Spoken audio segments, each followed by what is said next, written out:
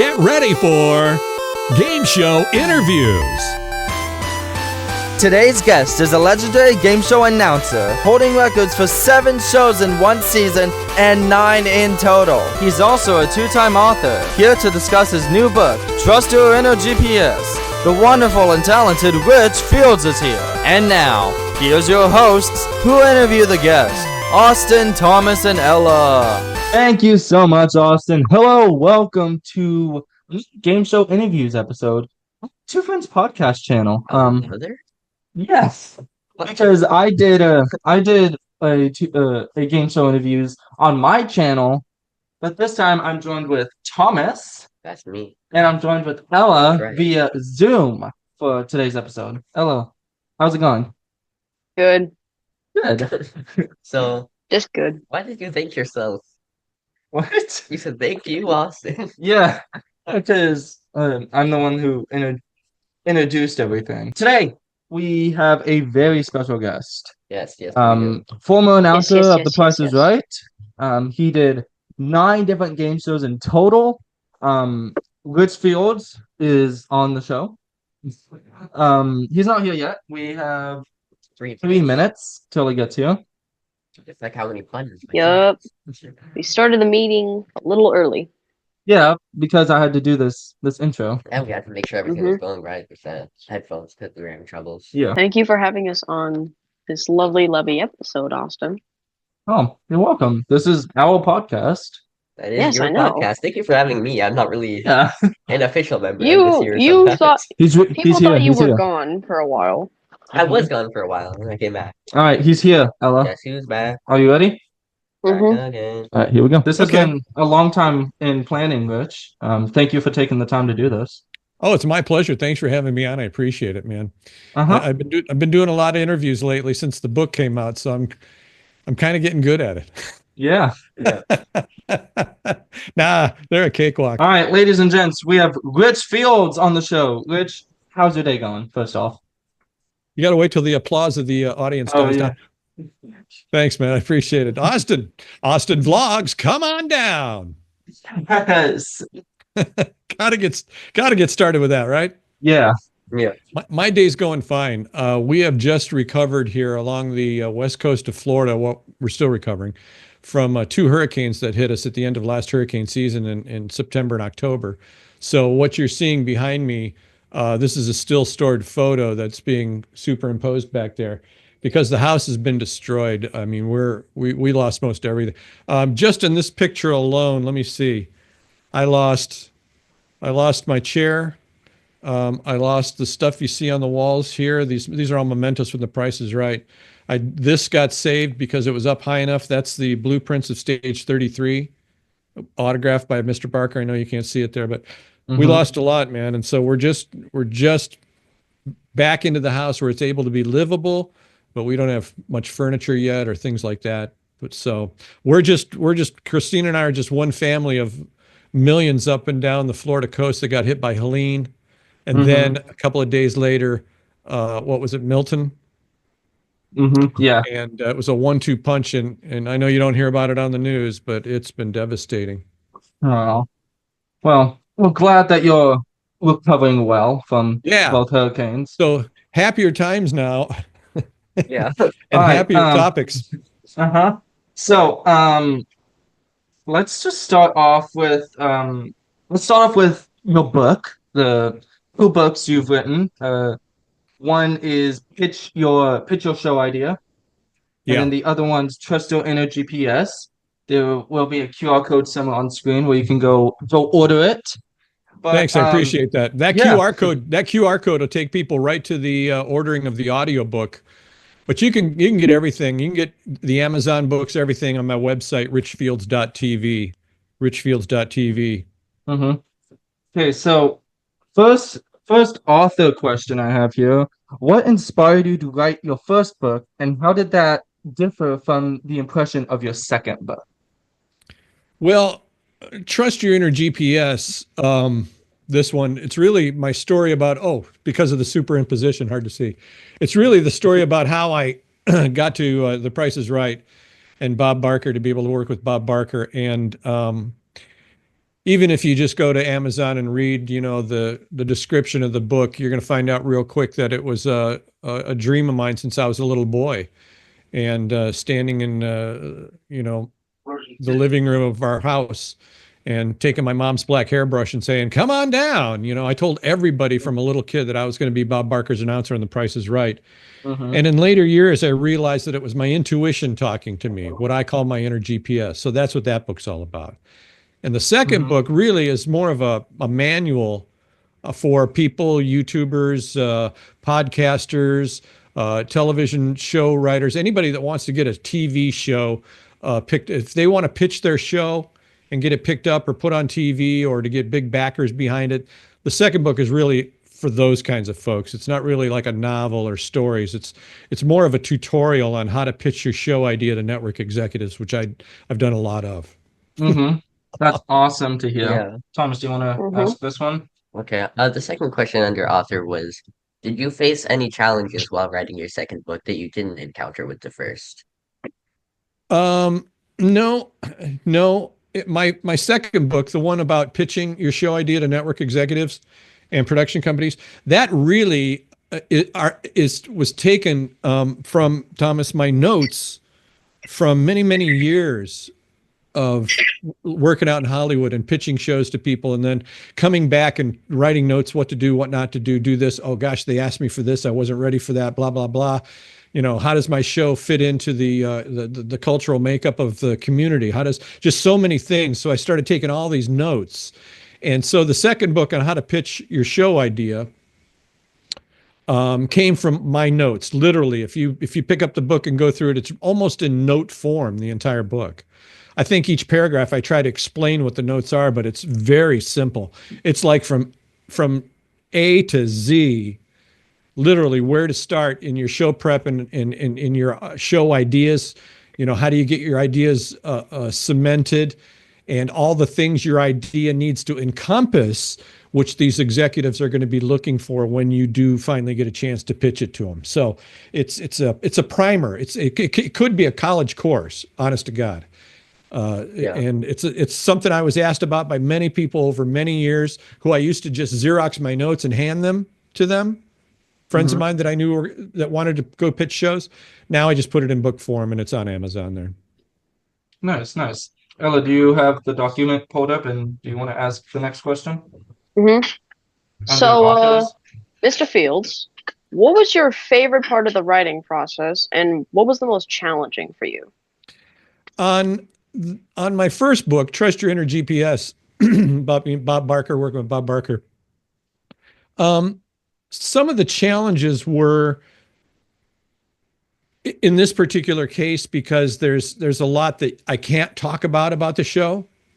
So it was a struggle of being able to tell my story in the constructs of, or the confinement of, not spilling too much, Fremantle proprietary things, CBS proprietary things. So I had to be able to tell my story in such a way that I didn't violate really anybody's confidentiality. It wasn't going to be a book about torrid backstage stories, because that just didn't happen. And you hear a lot about Mr. Barker and lawsuits and stuff like that. And I believe only one of the many lawsuits that listed Mr. Barker was ever really about him, and that was the one between him and Diane Parkinson after he broke up with her. And that was taken a little personally. And so that lawsuit was against Bob Barker. The rest of them were really against another show producer or sideline employee of some kind who had an inappropriate, act of some kind on stage that warranted, a lawsuit. But Mr. Barker was listed in all of them because he was executive producer. So, you hear these tabloid stories about Bob Barker. None of that happened. I mean, I was with him for three years plus, and in nothing. I mean, we were fairly good friends. Roger Dobkowitz, the producer of the show, is his best friend, but he took Christine and I in right away. And I mean, we'd been to his house and we'd been to dinner with him, and he is just not, that is just not Bob Barker, man. So all those stories about, Bob Barker, and they make him out to be evil. Just not my experience at all. And nobody I worked with at the show, and stagehands and camera people have been there for 30 years. None of that was true. So I'm sorry. No Ella, worries. I forgot your You're question. good. Oh, the hardships of writing. And Mhm. for me, the hardest thing was to be able to write my story and not divulge too much confidentiality. Okay. What themes or messages do you hope readers take away from both books? Well, trust your inner GPS, the story about how I got to the Price is Right. I hope that people, and I say it pretty clearly, understand what that inner GPS is. I mean, I'll quiz you guys. I mean, Austin, Ella, Thomas. I mean, any idea what your inner GPS is? I mean, I want to become a host, game show, want to get into the game show industry a lot more. Because I've enjoyed game shows since I was 6, and doing stuff like this is like always something I enjoy to do when I'm bored. Yeah, Thomas. I'm What do thinking you of think your inner GPS is? I'm thinking of creating a business like a cafe in the future. That's what your inner GPS is telling Yeah. you should do someday. Ella, how about you? I'm trying to get into more like the baking business type thing. And also I'm just trying to get into more like culinary type stuff because So I've always been interested in it. that's awesome, man. Awesome. All three great goals. And your inner GPS is guiding you to go after these goals, these ultimate goals in your life. That inner GPS is your intuition. It's your intuition talking to you. We query our intuition all day, every day. We talk to it all day, every day. Maybe not consciously, but the book is really about, the one thing I hope people take away from the book is that your inner GPS is your instinct. And that number one, you need to trust your instincts. You've heard it all your life. You've heard about women's intuition, and it's supposed to be good, right? Everybody has it, but do we listen to it? You know what I mean? Do we Yeah. listen to it? That's the big key. It's your soul talking to you, man. It's literally this God-given electricity that is trying to guide you and hone you and push you toward where your soul knows you should be in life. And it's in listening to that inner GPS that you get things like hope. You know what I mean? And drive. And all the ingredients it takes to go after a goal and stay at it. I've said this in other interviews, but it's true. I got to give him his due on this. And I learned this eons ago from Tony Robbins. Oh, this is back in the early 80s. And Tony said, do one thing every day that's going to get you one step closer to your ultimate goal in life, and you'll get there. There's no two ways about it. Do one thing every day that's going to get you one step closer to your ultimate dream and goal in life, and you'll get there. Make one phone call, send out one email, write one new ingredient, Ella, one new recipe, just produce one new show, Austin. You know what I'm saying? And so do one thing every day. Contact one other person, network with one other person that's interested in this with you. Contact a company that does something similar, and try to connect with them and make these personal connections that you're going to need later on in life. People love to give advice. So if you have a mentor, someone you would like to have as a mentor in your life, big, huge, I don't care if it's freaking Donald Trump. I'm just saying, get in touch with that person somehow. Tell them your interest in them and what they do, and ask them for some advice. You'll get it. You'll get the advice back from the person. I promise you. 100% true. I 100% promise true. you. And you'll stay in contact with that person. That person will be in your life forever. Ellie, you talked about baking. I mean, name a person or personality that you think you might be able to connect with. Not that you might be, that you would love to connect with, and pick their brain. What one person out there would really, wow. Well, I'd say personally, do you remember Nailed It, the show on Netflix? it was like a particular show where bakers would try their best to bake a huge, like, complicated cake on the thing, the platform. I do And they remember a would, show about cakes.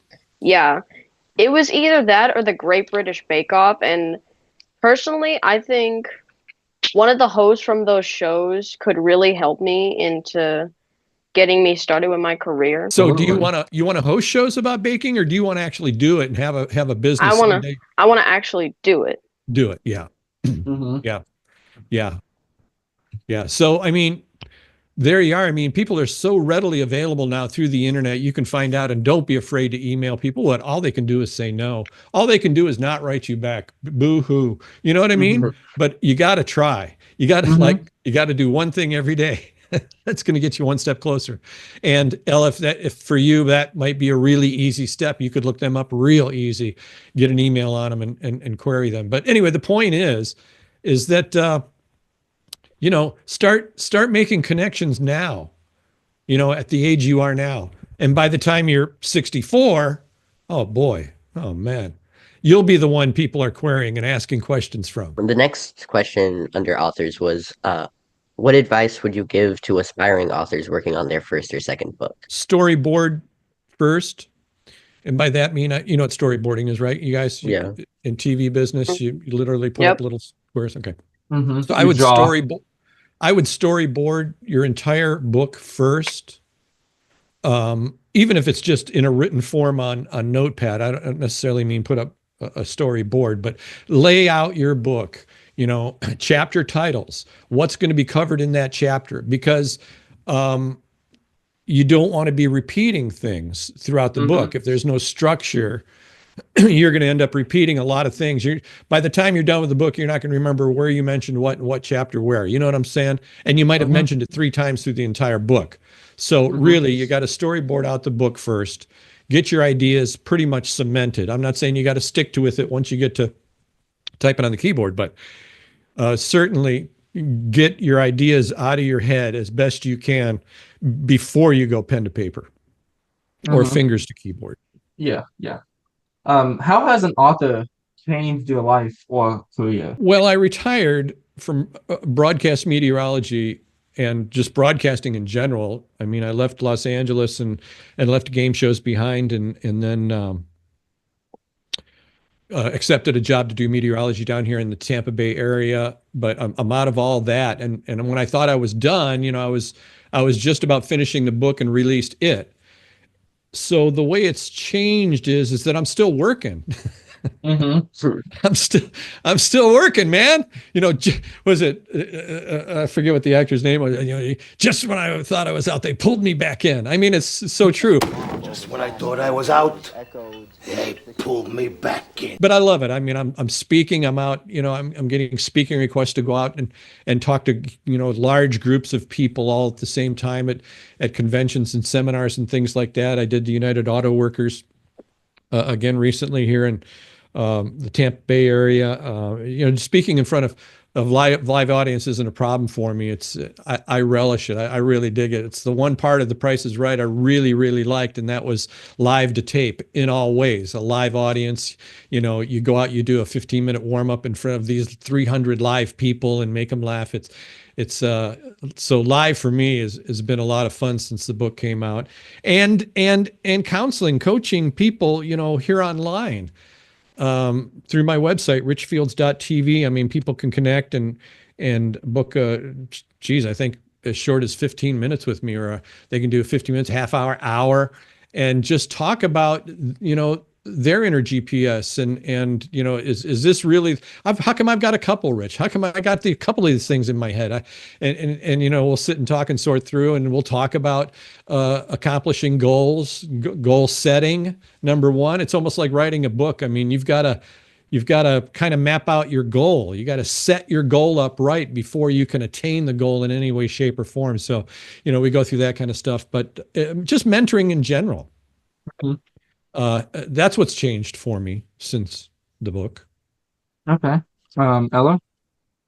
Are you It's planning on working on a third book, or are you having any future plans for any upcoming projects? Well, the third book, well, the two aren't related, but I was going to write a follow up to Trust Your Inner GPS because there's so much more that could have gone in there, but I didn't want it to be a laborious read. I really wanted this to be something people could pick up, get hooked into, and finish it in 24 hours if they wanted to. You know what I mean? Just a couple of seatings. And people have. I've gotten letters and emails from people saying, I literally read this straight through, Rich. I couldn't believe it. So, and that's really enriching for me and delightful for me to hear because I'm just getting these thoughts out of my head and I'm writing it down and I'm just trying to inspire folks to go after, their dream and for somebody to connect and say, something I said or something I wrote, turn the light bulb on for them to go forward with whatever they had been pushing aside for so many years. I can't do that. I've got rent coming up. I've got the mortgage due soon. I'm married, for crying out loud. I've got children, all valuable things to take into consideration when making a big life jump. But I try to tell them, look, it doesn't have to be a big life jump, and you can take all that with you if you do what?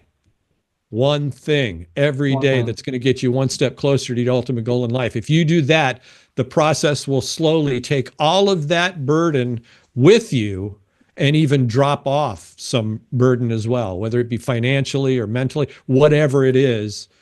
You're going to lighten your burden as you go forward trying to get your goal. Once you really make up your mind and start, man, this is a passion for me and I'm stoked about this. I'm doing this. Once that clicks in your head, oh, it's off to the races and you'll be on fire. You'll stay up later working on it. You'll get up early in the morning to work on it. You'll take more time out in the afternoon to work on it.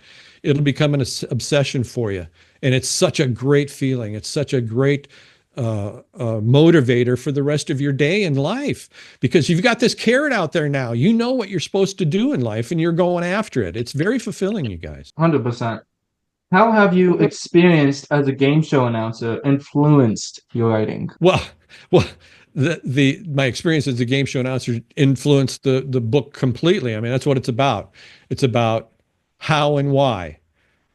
How did I get to The Price is Right? Why The Price is Right? And like I alluded to earlier, it started as a little kid. I'd stand in front of my parents' TV in Avon, Ohio, with my mom's black hairbrush like a microphone, saying, "Come on down," or "It's a new car." And I told everybody. I told grade school classmates that. I told the nuns at St. Mary's grade school in Avon, Ohio that. They all thought I was nuts, or they just laugh. Oh, that's pretty funny. Oh, I'm going to work at Bob Barker. The Price is Right. Oh, ha ha ha. I told college roommates that. I told professors that. I told everybody from town to town, up and down the dial, 18 different radio stations in my career. I told them all the same thing. So one day I'm going to work at Bob Barker.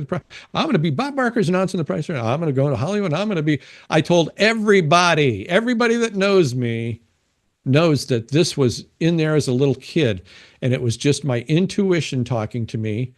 It wasn't ESP. I've talked to many people about it, and I've come to realize it's our God-given intuition literally sparking this idea in your head, and it's either you run with it or you negate it and push it back there. It's going to come back.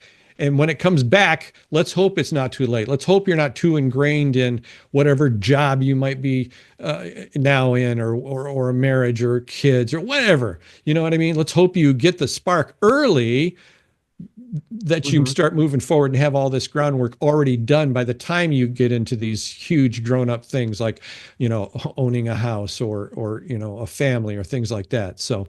Mm-hmm. Okay. Do you find any similarities between announcing and writing, such as keeping an audience engaged? Yeah.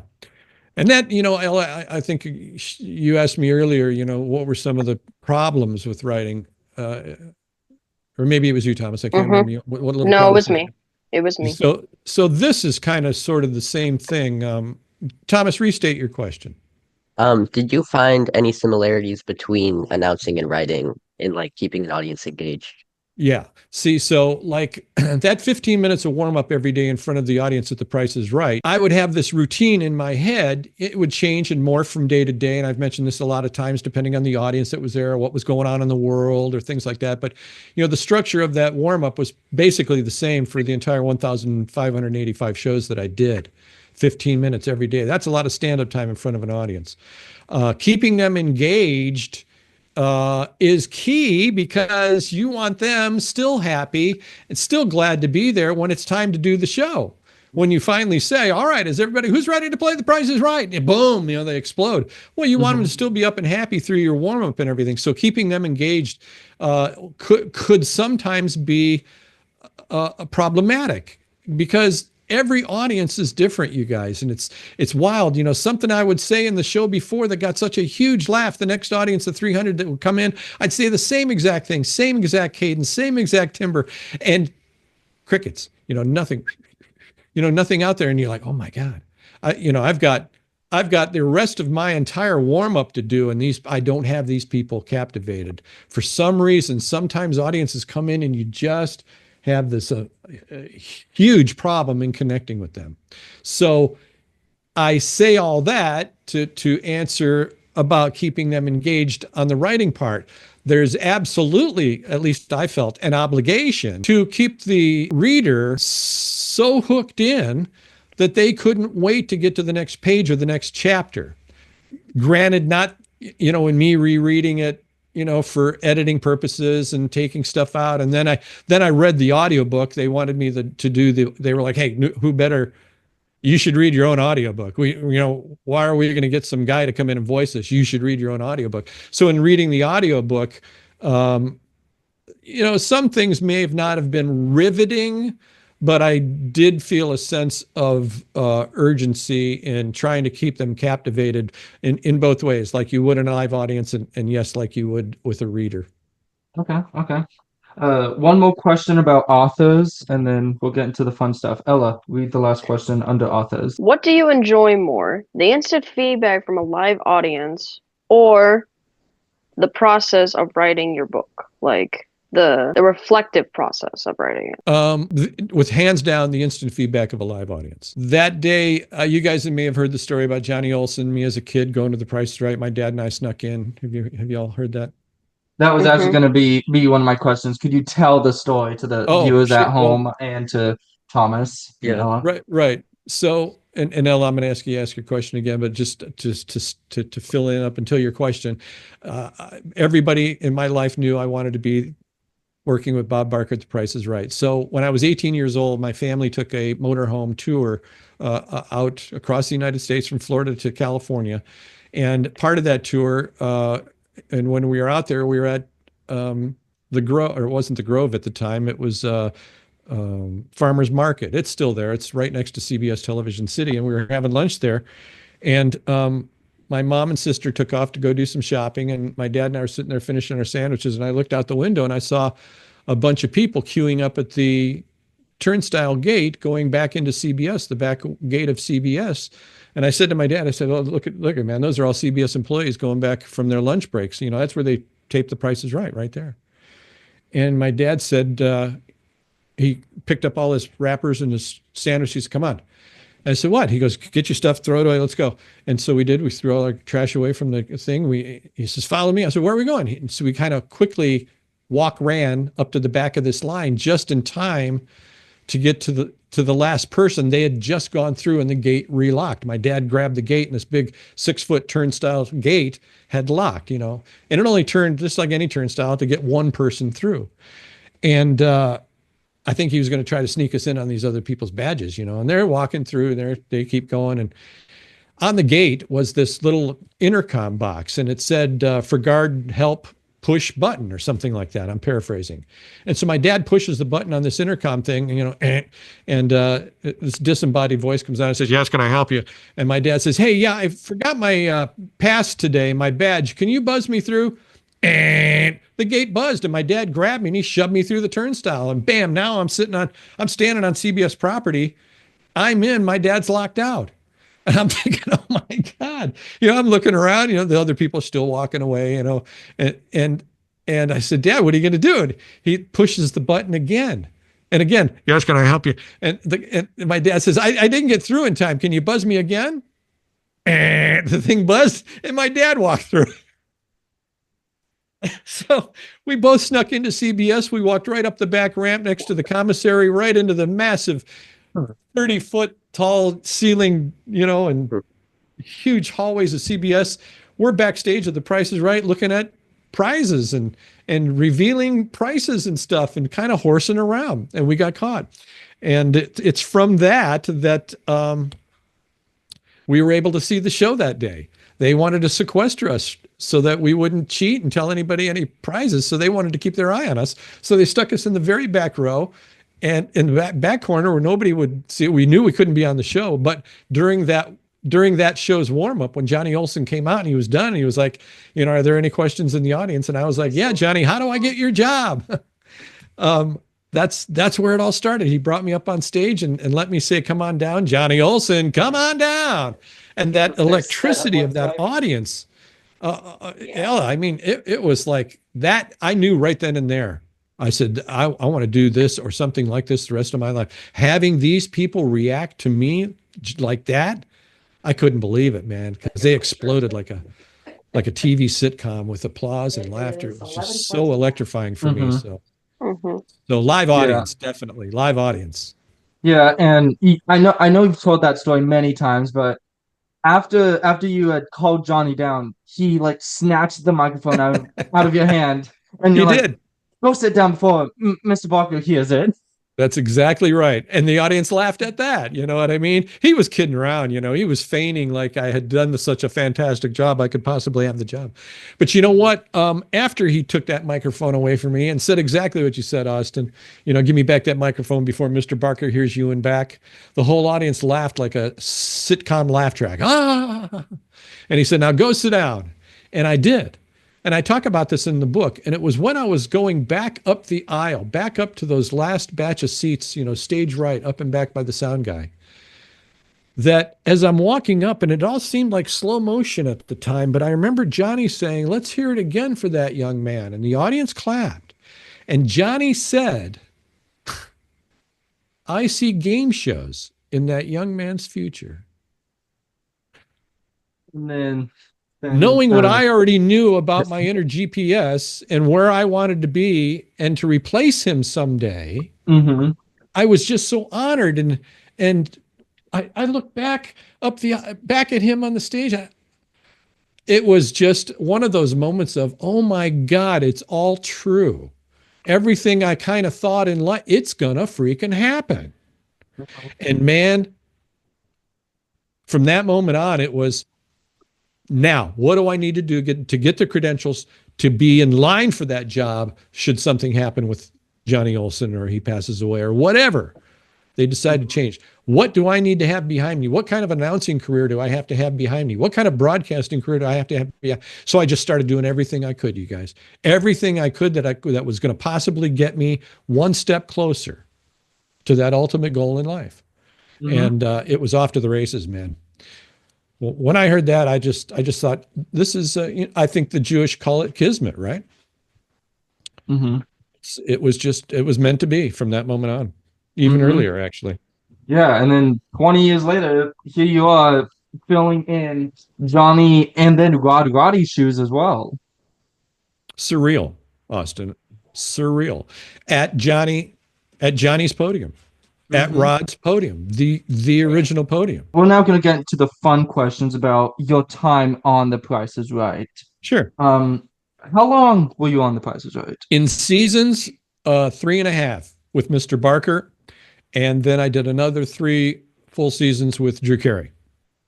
Okay. From 2004, I actually picked up Roddy's last half, maybe, of shows for 2003. That would have been season 32. So I did the last batch of season 32, and season 33 was my first year, not by myself, but yeah, by myself. I should, was the first year it was officially me. So, I mean, I shouldn't say that either, because Bob introduced me in April of 04, and that was still season 32. So like I said, I did like the last half of 32, 33, 34, 35, 36, 37. Did I do season 37? I can't remember, but I left in 2010. Mm-hmm. Got there in 2004, left in 2010. And that goes into my next question, which I don't know if you've made this clear or not, but why did you leave The Price is Right? The short answer is they wanted to make wholesale changes in the show's look, sound, everything. They wanted to pretty much sanitize it of anything that had to do with Mr. Barker, basically.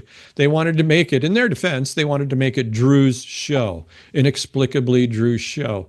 And as you all know, the history of how things went, the first one to go was, I think, Roger Dobkowitz, the producer of the show. And then they just started picking off everybody in the staff who had anything to do with the show pretty much, or knew how the show was run.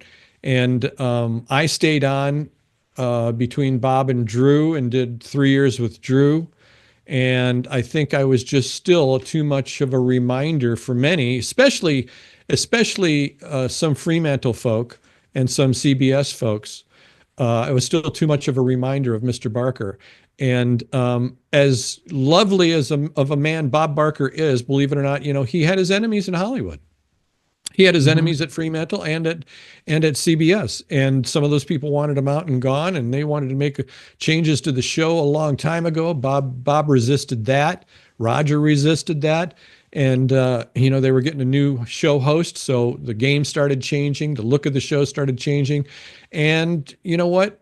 Let's change the sound as well. They asked me to stay on between Bob and Drew, and to be that bridge between the two, but I never thought at the time that. A short time after that, 3 years. I mean, to me, it's short, but 3 years later to say, hey, thanks. We're done. We're going in a different direction. And that different direction at the time was to have Drew's improv buddies be the announcers of The Price is Right and rotate on a weekly basis. And so they started that, and it was just a horrible, experiment. And it went bad, and I was already gone now, and there was no coming back to that. So they started to move on from there, and ended up with George Gray now. Mm-hmm. Yeah, because you also said that you wanted to work there your whole life, and you wanted to stay there your whole life. Sure. So I just kind of thought, like, did you leave the show, or was it something that the company was doing? I'll tell you this, Austin. I did contemplate leaving the show when Mr. Barker was going to leave the show. And I've said this before in other interviews, and I might have said it even in the book, but, there was the thought, and there were a lot of people on stage. This show isn't going to be anything of the way it used to be. Do I still want to be associated with that? Because at the time we had no idea who the host was going to be. And they had brought in some C-team talent to audition even at times. And so we were like, are they out of their minds? Okay, look. Do we even want to be associated with it? My pug is down here coughing. Do we even want to be associated with the show anymore? So after Mr. Barker, that was certainly a personal thought for me. But when I got the job, I think the Associated Press put up. Matter of fact, I've even posted this someplace. It might be in one of my blogs someplace, even on my website. But there's a thing from the Associated Press. I know it's in the book. It says AP, and it says Hollywood, the Dateline's Hollywood in dark black letters. It says, if history repeats itself, Rich Fields will never have to look for another job for the rest of his life. Today, Bob Barker, the iconic show host of The Price is Right, named Fields as his new announcer. So, yes, Johnny had it for his entire, career. He died there. Roddy.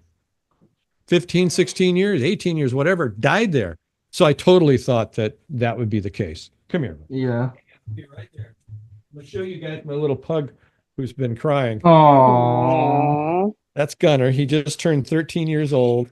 He had pneumonia. Now he's got a bad cough from it, but I'm sorry. He snuck in the room and he's been down below coughing. Can you hear him coughing down there? Not really. I mean, you can hear him now probably, but okay. If he doesn't bother you guys, I'll let him stay in the room. That's our buddy. No, not at all. He's such a good dog. All right, Thomas, do you want to ask the next question? So the next question is, which phrases associated with The Price is Right were your favorite to say?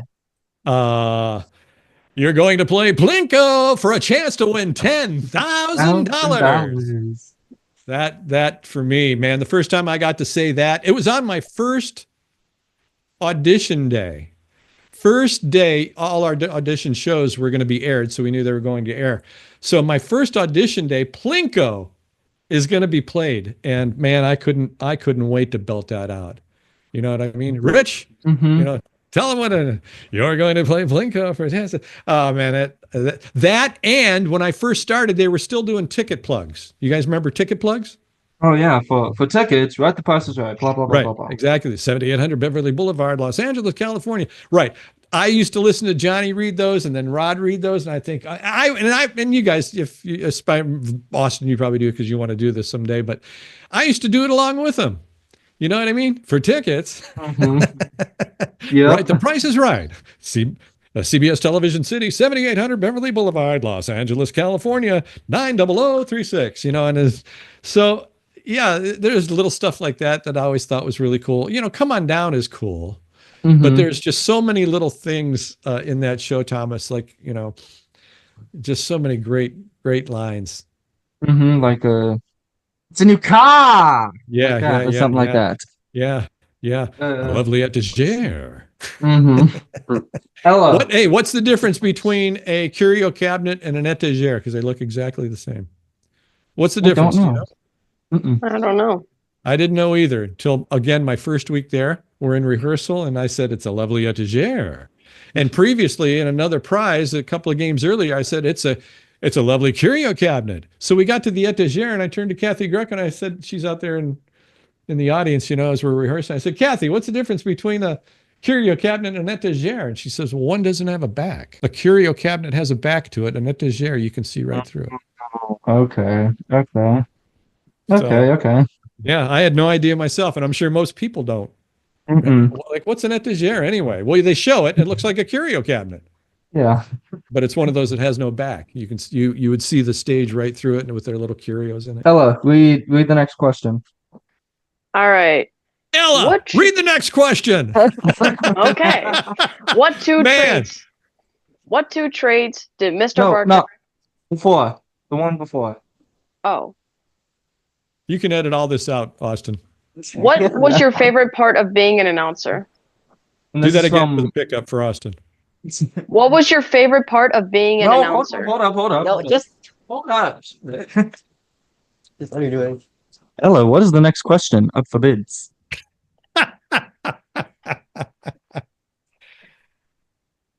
Ella, you can read the question now. What two traits did Mr. Barker and Drew Carey share the most? Ella, the one before that. What was your favorite part of being an announcer? There we go. And this is from one of my teachers. My most favorite part about it was just being associated with an iconic television show like The Price is Right. It had already been breaking records before I ever got there, and longest running game show on television, things like that. And you know, Bob's such an iconic host. You know, I grew up. I'm 64. I know I don't look it. You're supposed to say, "Oh, of course not, Rich." No, you don't look a day over 20. No, but anyway, I'm 64. You don't look a day over 20. Nice. Thank you, guys. I appreciate that very much because there's going to be an edit there, right? So I used to watch Mr. Barker on Truth or Consequences. Truth or Consequences. I loved that show, and I thought Bob was really witty and sharp. He was always such a great dresser. He was always clean cut and good looking guy. And he got to The Price is Right, you know, and then he had the models. That was just another huge reason for me to watch and to be associated with the show, to go down in game show folklore as being part of that show, I think is probably one of the most, you know, satisfying things about being the announcer at The Price is Right. That's awesome. Thomas, What? Do you want to read this one? Well, I wanted to read that one for you earlier. Which two traits did Mr. Barker and Drew Carey share the most? This is from my teacher, Mr. Kropalak. He's a tech teacher. So you do say it. Well, I would say one of the traits was their generosity. Both enormously generous people. Gracious would be the second thing. Let me talk about the generosity first. Generosity, but they're generous in two different kinds of ways. Do you have time for me to go through this? Okay, so Mr. Barker's generosity was $1 million or more at a time. And they were endowments or grants he would give to like colleges, let's say, to open a new wing of the law school that would be for new lawyers that were going to be proponents for animal rights. So he would open up whole college wings of brand new types of law. Drew Carey's generosity was more on the guy on the street level. I've told this story a lot, and I'll just tell it again. Drew used to carry a pile of cash in his right front pocket. He would leave the house every day with about $5,000 in $100 bills. Oh, And it was wow. Drew's mission every day to get rid of that money. If he got back home, he had kind of a depressive personality anyway. And he's talked about this in his own book. He's talked about, attempting suicide and things like that, and how dark it can be sometimes. But Drew, he wanted to give away this money. And if he got home and he had any part of that mad money still left, he was a little sad that he wasn't able to give it away today. And he wouldn't give it to like people like us on the stage, although he's very generous with us. He was always giving us gifts of some kind, Guitar Rock Hero or whatever it was, Wii systems. He bought my wife and I our first iPhones. He bought everybody on the set their first iPhones. Just very Nice. generous that way. But the $100 bills would be to people like we'd go have lunch next door at Farmers Market. It's the Grove over there, Farmers Market next to CBS. And, oh my God, there'd be people that were from the last show or people that were coming to the next show. And we'd be in between shows for lunch and people would be like, oh my God, Drew Carey. And so they'd come up to, oh my God, Drew, so great to meet him. Drew'd shake all their hands, and every single one of them, he'd leave a $100 bill. Oh, If Drew wow. got French fries and a Coke from Checkers or the local Sonic or whatever, you know what I mean? It'd be a matter of a couple of dollars. He'd hand the person a $100 bill and say, "You keep the change. That's for you," and he'd walk away. So Wow. Drew's generosity is more to the man on the street, and Bob's is more in huge chunks, endowments, and then the graciousness part. Personally, when you meet these people, they are two of the most gracious people you'll ever meet in your life. Very accepting to your advance to them, not standoffish at all. Drew welcomed it. Bob welcomed it. You could be at dinner with Bob. He'd be halfway in up to another bite, and somebody might come up and go, "Mr. Barker, this is my husband so and so, and our wife and children. God, we watch you all every day." And Bob he'd put down his fork, and he'd get up from the table to their level, and he'd say, "Well, pleasure to meet you, and thank you so much for your loyalty over the years." And he would take something those people said in that initial introduction, and he'd make a joke like that. Somehow he just had this uncanny wit and this ability to create a moment of levity out of something they just said in a matter-of-fact way. And like let's say the lady said, "Oh, we watch you sometimes, if the price is right when we can, blah blah blah." And Bob, "Oh, pleasure to meet you, all of you. Why aren't you watching all the time?" He would just take something they said and make it funny. And they'd laugh, and then that was his cue to go, "We appreciate you stopping by to say hello. Thank you very much." And most people would get that as the cue to extract themselves away from Bob. I can't tell you how many photographs I've taken for people that have approached Bob someplace, somewhere where I was with him, and they'd be like, "Oh my God, can we have a picture?" And I was like Bob's photographer. He'd go, "Rich, take this picture." I mean, unless the people were like, "Oh no, we want you in it too." I usually there's a lot of photo albums out there across the country with work by Rich Fields. And I That's just found something out awesome. about photos, like, because this photo from the book, my wife actually took this photo. That's why we're able to use it. We own it. So the photographer, the person that clicked the snap, they own the photo. Did you guys know that? I did not. Yeah, they own the rights and use to that photo. Not that I'd ever go back on people and say, "Hey, that picture of you and Bob, I own that, man." That is awesome. All right. Are there any contestants that you remember from your time at first? Nobody that did anything really crazy or wacky, like the lady running on down the tube top that fell down, or the Vanna Whites of the day. Nothing really like that so much, but I do remember shortly after Bob introduced me as the new announcer, after I had officially got the job. I think he announced it like April 4th or something like that of 2004.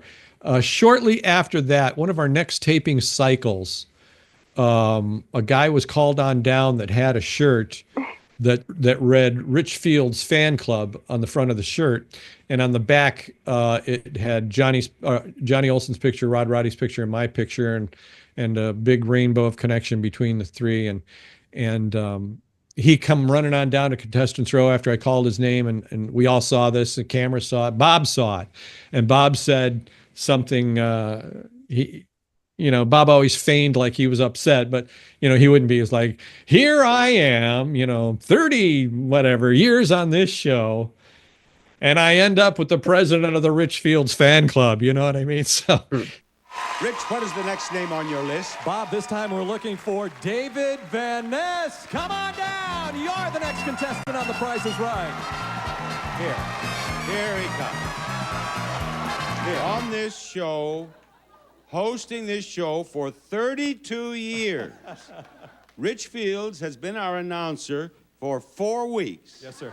And I end up with the president of the Rich Fields fan club as a contestant. Yay! Congratulations, Rich. Yay! Thank you so much. Rich has a fan club. Is that for him? Yes. This is for Rich. All right. Would you throw that to Rich? There you are, Rich. Oh. Bob made a big deal about it. The guy had a duplicate shirt of the one he was wearing, and he held it up, and Bob said, "Is that for Rich?" And the guy was like, "Yeah." And he threw it up to Bob, and Bob threw it to me. He says, "Give that to Rich." I think the cameraman between us caught it, and then he threw it to me. So it was kind of a cool moment on The Price is Right, where there was somebody claiming to be the president of the new Rich Fields fan club. That's that kind of actually stood out for me. hilarious. That's funny. Thomas, do you want to read the next one? What were the biggest challenges that you faced while announcing live shows? While announcing live shows? Yeah. Biggest challenge. I would have to say, I've done 9 different titles in my day, 9 different game show titles. I broke the record for announcing the most game show titles with a show called Game Show Marathon, where we did 7 different game shows in a single season. So that beat Johnny Olson's record at 6. So I because of that show, I got, that record, but I did 9 shows. But with The Price is Right, I'd say the biggest obstacle to the price with announcing at The Price is Right was being able to hear the director, the associate director, the producer, anybody that's on the headset, Bob even sometimes, because of the volume of the audience. The audience was so out of their minds, especially the last year, especially the last season of Bob's shows. Once he announced he was leaving the show, that season, the audience is just, they were always crazy. They always waited out line. But when Bob announced he was leaving the show, we would have an audience is 300, and we tape 2 shows a day. So 600 is the most we could take out of the line. We would have a few days worth of people out in line, and they would all wait for the next day. If they weren't one of the first 600 that first day, they'd wait to be part of the 600 the second day. And if there were people behind them, they'd wait for the third day. Out on the street, They would camp out. You know the stories. They'd camp out on Fairfax. They'd have tents. They'd have sleeping bags. They had pillows and blankets, and somebody would run and get them food in their group, and they'd come back with, to-go food from all the restaurants around there and the deli and so forth. And it was crazy. So, I got sidetracked there, but hearing what was going on in your headset, because the live audience right there is so loud, you can't, no matter how much you turned up your headset, you could barely hear the director, give his cues to me. I could barely hear Bob. They'd be screaming so much, I just would know what he was saying because of how many times he'd come back from commercials or whatever. And Bob was always, if you guys been to shows? I want to so bad. Yeah. Well, in the day, we used to tape the Bob Barker era shows in real time. And that means if we stopped down between acts after a win or a loss on a game, and we stopped down for 2 minutes and 30 seconds, we were down for 2 minutes and 30 seconds, and then we were right back to the next game to be played. And during that 2 minutes and 30 seconds, Mr. Barker would speak with the audience. He'd entertain the audience. And Bob had this uncanny knack for knowing exactly how much time he had left before the next act started. And he would tell a story or say something just before the director would say, stand by, 10 seconds, here we go. Bob would say something and the audience would roar. And we'd come back from commercials. The audience is at full pitch. Rich, what's the next name on your list? Bob, it's going to be Joe Blow. Come on down. And the audience just is out of their minds. They can't believe we're back on the air. They're like, are we live? I mean, it was that seamless. And Bob did it on purpose. He'd have them applauding already or laughing hysterically when we came back up from black. It just so many memories, so many cool things happened there. I learned so much there. That old man was just so sweet and kind. That kind of goes into the next question. Ella, do you want to read it off? How much interaction did you have with contestants and hosts off camera? Contestants off camera only would have happened for me because of protocol after the show. So if the show is done, tapes off, cameras are off, and the audience is leaving, a lot of them would want to come up and say hello. Mr. Barker's gone. He never stuck around. Once we, once it was, help control the pet population, have your pet spayed or neutered. Goodbye, everybody. Boom. Credits would roll. I'd come out and I say, ladies and gentlemen, I'd have Bob's mic, by the way. They would give me Bob's mic back. And I'd say, ladies and gentlemen, to the live audience. No, this is not on TV. One more time. Give it up, 50 years in television, Mr. Bob Barker. And Bob would come over, take the mic again, and then he'd say his goodbye to the audience that's there. Thank you so much for being here. I appreciate your love and affection over the last, 35 years here on The Price is Right. I hope you continue to watch. You sure made my day today. I hope I made yours. And people would clap, and Bob would walk off. Bob would have no interaction with audience members. But when that was over, I would say, thank you very much, ladies and gentlemen. We appreciate you being here today. We've got another audience coming in. Have a great time. Follow the pages. See you next time. A lot of people would want to shake my hand right there at Bitters Row or something. So there would be interaction then, or they'd want me to autograph something or whatever it may be. That'd be my only interaction, because there's a sense of impropriety if I associate with any contestant who hasn't been to the show yet. You know what I mean? Well, Rich Fields could be telling them something, or, could be advising them, do this, don't do that. Can't you read the signs? That's an old 60s song. But nonetheless, I mean, never before the show is my point. Only after the show. Or maybe if our two shows of the day are over and the entire cast and crew, models, I mean, not Mr. Barker, me, the models and the cameramen and the backstage people, we'd go out and we'd go drinking a lot.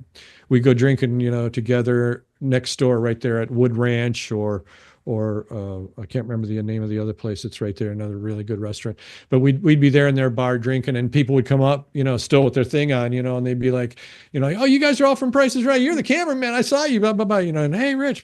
So maybe a little bit like that after a show again, but never would speak with any contestant before a show. And as far as camaraderie with the hosts, well, Mr. Barker took my wife Christine and I in like son and daughter when we got there. I mean, he was really giving and caring, and we spent a lot of time with Bob. Roger was his best friend, and Roger spent the most time with Bob. But I mean, we'd be at Bob's house, and I could see, well, there's no other show people here. This is wild. Here Christine and I are sitting at Bob's Formica kitchen table, and there's nobody else around here. This is special. So we knew or you'd be at a restaurant with them or something, like I was talking earlier. So we knew it was different and special, that he didn't bring everybody in like that.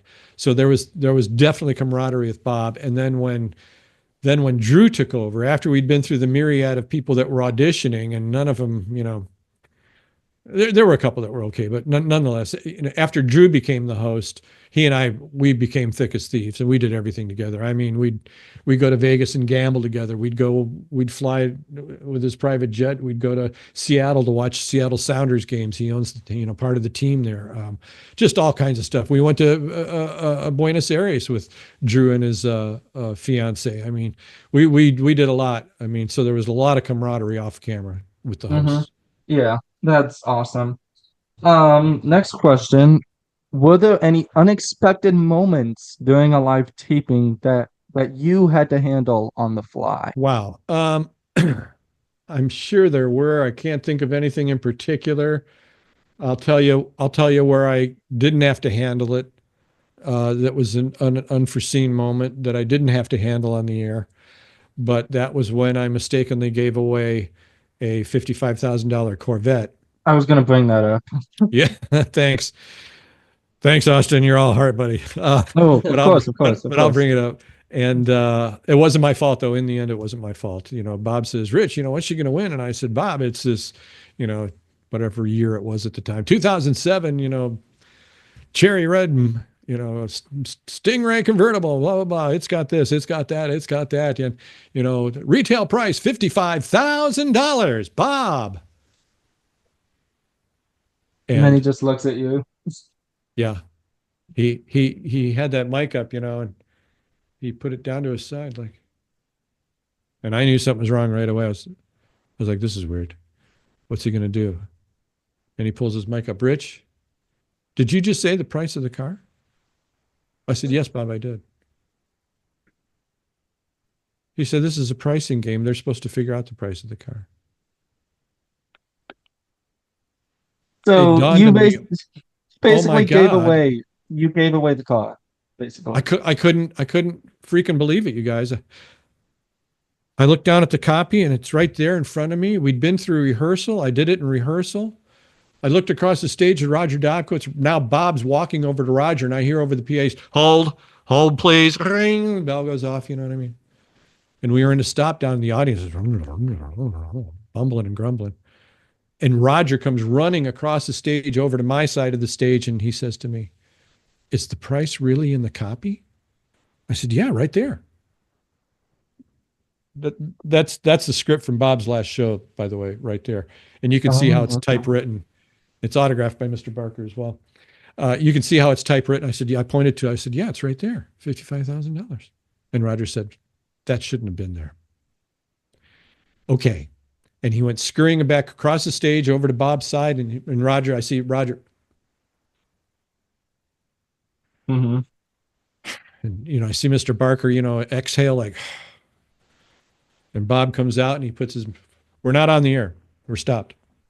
And Bob says to the audience, he says, well, as you may or may not know or have realized, Rich Fields gave the price of the car already. So, to be fair to Margaret here, whoever the person was, we are going to pull out another pricing game. And we're going to pull out another prize for her to play for. And the audience was like, boo, boo. And Bob says, wait. But I want you to know, Margaret, you've got yourself a brand new cherry red Corvette Stingray. We're giving you the car. And the audience blew up. Yeah. Bah, bah, bah. And Bob says, none of you will ever see this air on The Price is Right. So whatever happened to that episode? That episode aired, but they cut out everything I just told you. They cut the whole thing out. We came back after a new game was brought out and a new prize was brought out. And it was a game where another car was up for grabs. There's certain games where only cars are given away. Mm-hmm.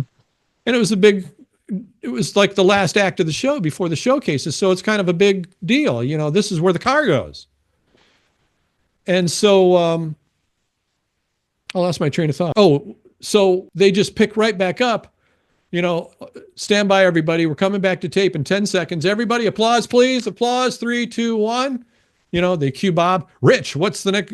Or welcome back, everybody. So-and-so is going to play this game. Blah, blah, blah. We're here to play this game. Yeah, because she's already gotten up from Bitter's Row. Welcome back. No, welcome back. All right, Margaret, you're going to play Switcheroo, for a chance at that. It's a brand new car. It's the 2007 Pontiac Sunbird. I don't know what it was, I'm just saying. And then she went on and played that game for that new prize, and she won that prize as well. So she walked out with 2 cars that day.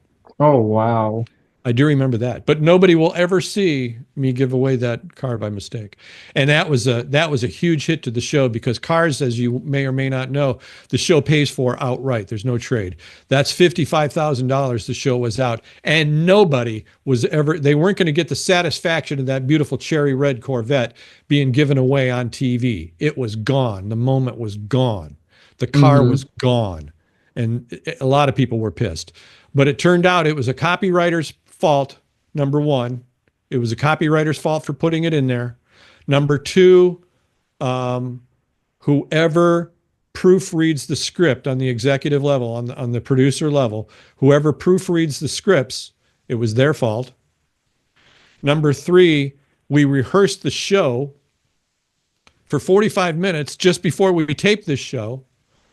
The director didn't catch it. The associate director didn't catch it. The two producers didn't catch it. Nobody caught it. Nobody caught it because we don't play the games crazy. in rehearsal. We just rehearse the prize giveaways. So nobody put two and two together that it was a game where they had to guess the price of the car. They thought it was another game where you could win the car. Dig?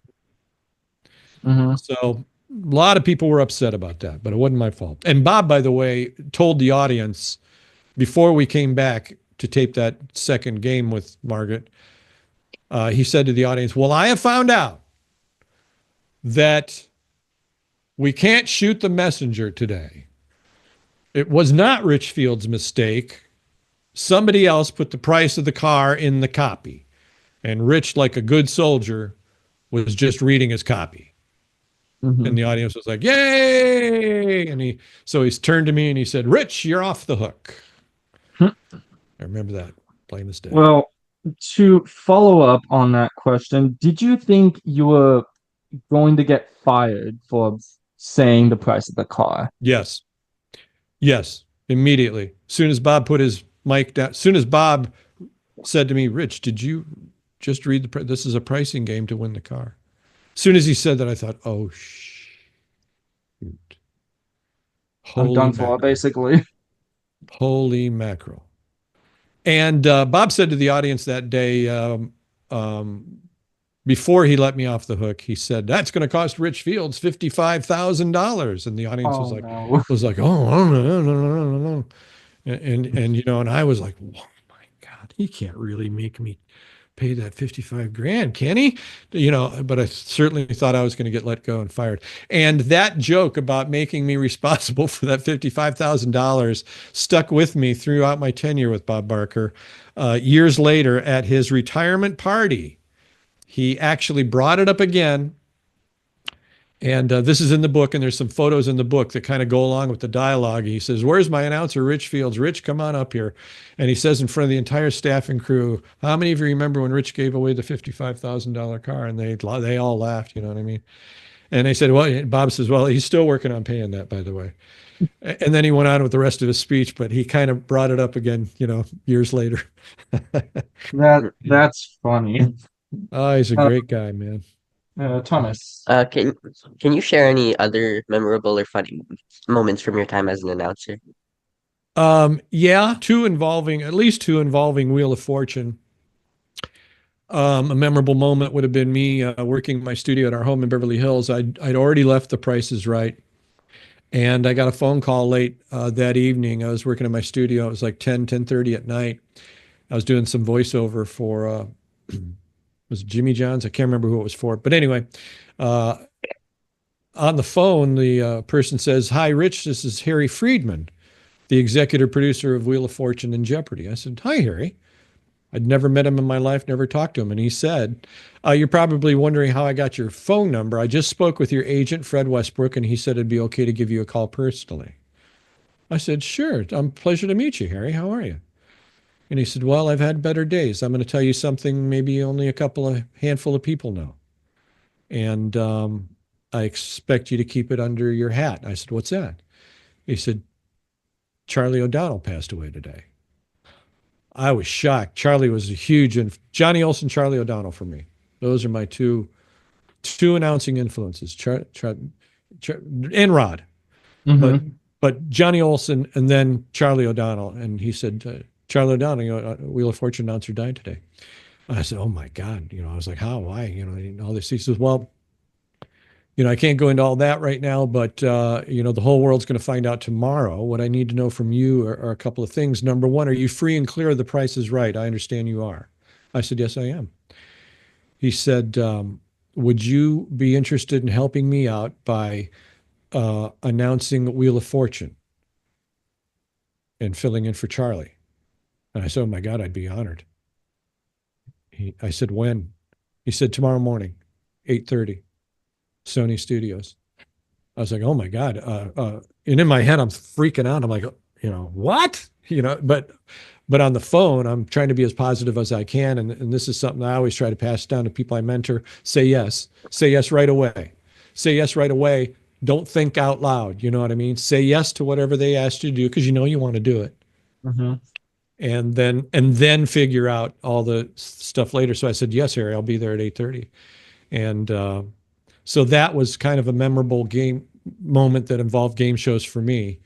And then the second thing about Wheel that was a really memorable moment, meeting Pat and Vanna in their dressing room that morning, that was really memorable. But my first show, taping my first show, and as you guys know, the reads, the sound, the timbre, the intonation, the inflection, the way the announcing style of The Price is Right is 180 degrees difference from Wheel of Fortune. At The Price is Right, and now here's the star of The Price is Right, Bob Barker.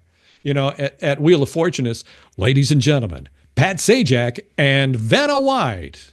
So I did my first open, ladies and gentlemen, Pat Sajak and Vanna White. And they came walking out right on cue, and Pat Sajak says, he goes, thank you, Rich. Rich Fields, ladies and gentlemen, our guest announcer.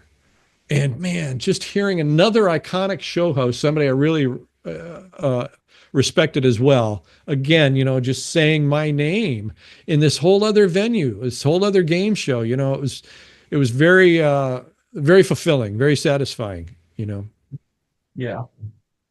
Ella, next question. What was it like working alongside Bob Barker or Drew Carey? We've probably talked about this a little bit, but yeah, we did. Again, two different styles. Bob was the iconic guy I wanted to work with all my life. He was the reason I wanted to get to The Price is Right. He was the reason I wanted to work on the show. Drew was a comedian that I certainly knew of. I saw his first appearance on The Tonight Show with Johnny Carson. I saw Johnny bring him over to the couch. I knew it was a big moment for this guy. When Johnny Carson would bring you over to the couch after you did your stand-up, that was a big deal. You were going to be a star, and that's when things took off for Drew. So I'd already been familiar with Drew. I watched the Drew Carey show. I watched Whose Line Is It Anyway? Was already a big fan of Drew. He came from Cleveland, Ohio, where I'm from. We're only a couple of months apart. I mean, we experienced the same things at the same time, and here we end up working on the same show. And he was just a bundle of joy. He's like a big kid. He's like a big baby, and I don't mean like a baby wah wah wah. I mean like he's just like a little kid, like a happy little baby, man. Mm-hmm. And he's fun to be around because of it. It's just like, it's infectious. And he wants everybody around him to have fun. We never had much of in the way of a holiday Christmas party when Bob was there. We'd have a party, we'd have a staff party, but it was kind of thing, after the last show, this, of the break, and then we'd go, and Bob would treat everybody at the restaurant or whatever. But Drew would once when he got there and he found out there wasn't really like a huge Christmas party for everybody that worked on the show, Fremantle and CBS was like, well, we don't want to pay for that. That's why. And Drew's like, you're kidding me. All the money this show's been. Some smart ass said, all of it went to pay you. And he was like, okay, F it. All right, I'll pay for it. And they were like, what? He's like, I'll pay for it. You guys put it together every year, get the best caterers, get the best venues. I'll pay for it. And so like the first year we had it at Gloria Estefan's Club in downtown LA. That was the first year. And the Stray Cats, Brian Setzer and this band played for us. I mean, I'll bet to get Brian Setzer Orchestra was 10, 15 grand alone. I bet to book what's her name's club was probably another 20, 30 grand alone. The food, the drinks, and everything. It had to be a $100,000 bill for Drew Carey to throw that Christmas party. Oh my God. The second year, where's it going to be held? It's held at Santa Monica Airport inside a massive hangar. And the entire hangar was rented out, and there were planes in it. It was all decorated. There was a live band and everything. The third year was at the Hollywood Athletic Club, which is an old, I just saw a picture of it burning, by the way. It's an old, right on Sunset Boulevard, the Hollywood Athletic Club. I mean, all the old actors of the day, from Marilyn Monroe to John Wayne, to all these people belonged to it. There was a workout stuff at the bottom and a pool at the bottom floor and in the basement. And then the second floor and third floor was like rooms, I guess you could rent out or stay at, if you remember. The second floor was like billiards and cocktails and lounges and, leather chairs with tufting and really high-end club. Stories of John Wayne and them being drunk and throwing cue balls at cars out on Sunset Boulevard out the windows. Just an iconic place. So they rented that out one year. Drew rented that out one year. And by the way, when you leave a Drew Carey party, it's like leaving a Kardashian party. There's a bag of gifts, and there could be anything. And at that particular party was video cameras. We all got our first digital video cameras we ever had. And they had the Price is Right logo on them and everything. And just always got a cool gift, after these events as well. Drew spent a lot of money. Again, talk about the generosity to the people that he worked with, at this time. So just really cool memories. And I'm blessed to have worked with both of them and been able to know both of them on a personal level. Thankful for that. Yeah. I'm glad that you worked with both of them. Couple more questions here. If you could change or add one pricing game to the show, what would it be? Oh God, I have no idea. I couldn't even tell you what games are still on them anymore, brother. I really couldn't. I'll tell you Let's my see. favorites. I like Lucky Strike. Lucky Strike was one of my favorites. Do they still play it? I don't believe so. Well, I put it back on. There's the answer to your question right there. Lucky Strike. Well, if you were to Or Three create, Strikes. I'm sorry, Three Strikes. I'm Three confusing that Strikes? with Lucky Seven, one of my other favorite games, by Oh. the way. Lucky Seven and Three Strikes. If you could create a game, a pricing game, do you have any ideas what that would be? Well, I kind of did. We were driving back from Vegas one time, and I told Drew. Drew was trying to come up with new and different stuff. You know what I mean? And people on the show contributed to a lot of the show. Games especially. Roger especially created a lot of games himself. And Drew's created a couple of Rat Race, a couple others. But I said to Drew one time coming home, I said, he goes, think of something crazy that you'd like to have. Think if you were on The Price is Right and you're just like a regular Joe. What would really be meaningful to you? He said, I'll tell you, women, we're going to start giving away designer shoes and handbags because, that stuff the average woman can't buy. And if she could win that on our show, a Gucci handbag, oh my God, you're talking $3-4 grand for a Gucci handbag or $5 grand. And I said immediately, well, I'd like to have somebody pay my rent. Pay the mortgage, Drew. What if you paid my mortgage or paid the house off? He went, wait a minute, pay the rent. So I kind of was the catalyst for Pay the Rent. You remember that game? Do they still pay the rent? They do not. No? Mm-mm. Must be recent because even when I was off, I know that they had it up. Last question, Thomas. What did you think of people who bid last and only bid $1 more than the person behind them? Sometimes it can be brilliant. And that's the benefit of being last, is knowing everybody else's bid. And so many times bidding that $1 can be the benefit if you really believe they've all overbid. But what I would get annoyed with, and Bob especially, was when you were last, you didn't use any brain power to figure out where these people were, and you just made a bid. You know what I mean? Yeah. That would drive me up the wall. And they'd lose, somebody else would win. Oh, and they'd be like, oh. And it was always people you could tell really didn't watch, a whole lot. Yeah. Didn't quite get it. Those folks would bother me. And Yeah, Bob. that's all the questions we got, Rich. Well, then I salute you. I salute all three of you. Ella, Austin, Thomas, you You guys were great. Thank you so much for having me on. I appreciate it. Put that QR code up when you can. And that QR code, by the way, will take people right to my website where the audiobook is available. And I voice the audiobook, so it's me telling my own story. And if you want a hardcover or paperback, you can go to my website, richfields.tv, www.richfields.tv, and you can order everything there. You can get the audiobook, you can get the paperback, you can get the hardcover, you can get whatever you want. You can get podcasts that I've done in the past. It's one-stop shopping there. Thank you so much for taking the time to do this. It's been a guys. pleasure. Thanks for having me on. I really appreciate it. Thank you so much. Yeah. Keep in touch with me. Let me know how your inner GPS has guided you, man, in the future, okay? We will, 100%. Yeah. All right. Mhm. Peace. All right. All right. Have a Thanks, good rest Rich. of your day. Bye-bye. Thank you.